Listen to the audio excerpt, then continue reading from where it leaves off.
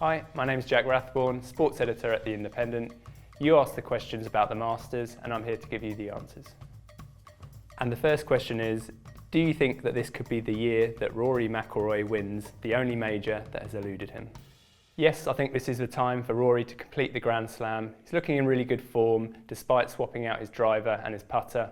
Some really impressive form in Austin at the match play, eventually finishing third.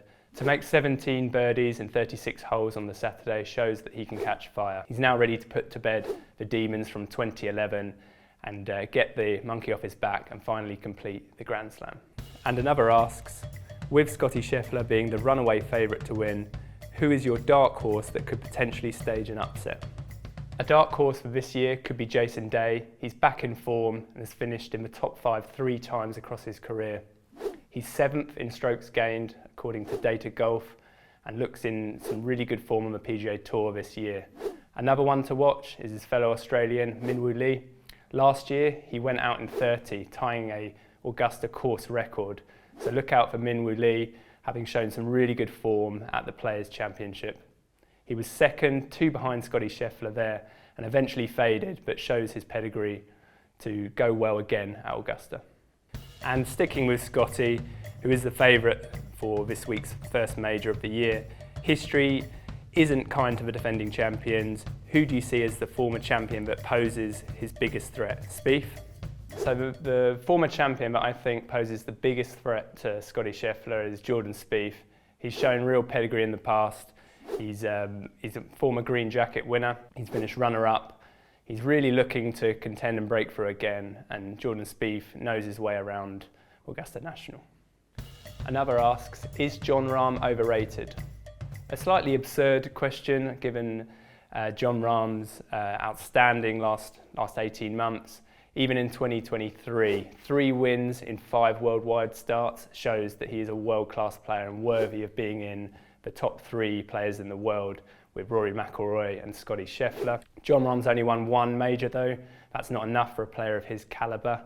But you look at the underlying metrics and Jon Rahm leads the sport with 2.81 strokes gained per round.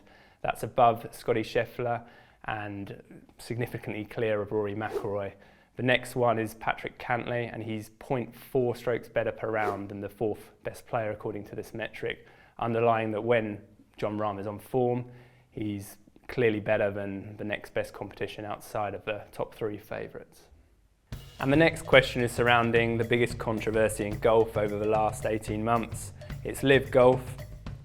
A lot of the players are playing this week, having had their major appearances in doubt. But how many LIV players will finish inside the top 10 at the Masters? So Cameron Smith would be the favourite to not only appear in the top 10 but perhaps contend for the green jacket. He's finished in the top 5 on 3 occasions. He's also the Open champion. He's not been in exceedingly good form since making the switch to the Saudi-backed tour, but he'll be right up there. Dustin Johnson is also the other player inside the top 10 according to the bookmakers, so you can bank on 2 players really contending to be inside that top 10. But you look beyond that and it starts to dry up for the LIV Golf backers. You've got Patrick Reed, a former champion.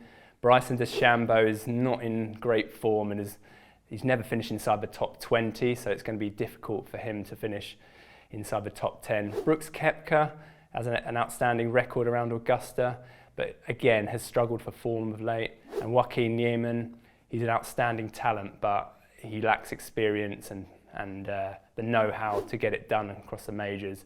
Just the lack of competition on the rival tour to the PGA Tour is going to be difficult for these players to switch it on and be right up there at the end of the week. If there's not a LIV Golf player right up at the top of the leaderboard come Sunday, it's going to be embarrassing given the hundreds of millions of dollars spent by the PIF in Saudi Arabia.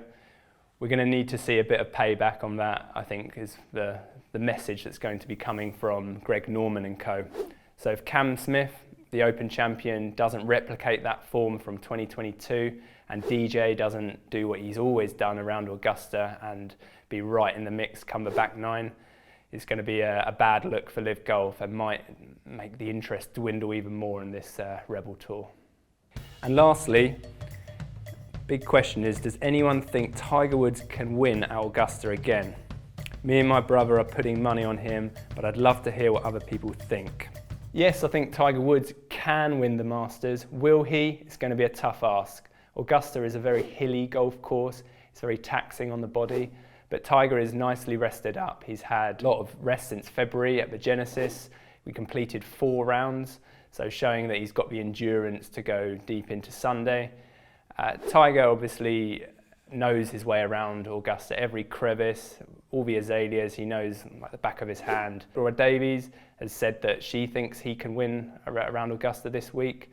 He's driving it well. He's shown that he can outdrive some of the young guns on tour, putting the ball past Justin Thomas, obviously, a couple of weeks ago. So the game is there for Tiger. He just needs to be lingering, and then come the back 9, you just know that some of his rivals will quake in their boots when they hear the roars ringing around Augusta. Thanks for your questions. Keep up to date with everything Masters at Independent Sport. We'll see you again on You Ask the Questions.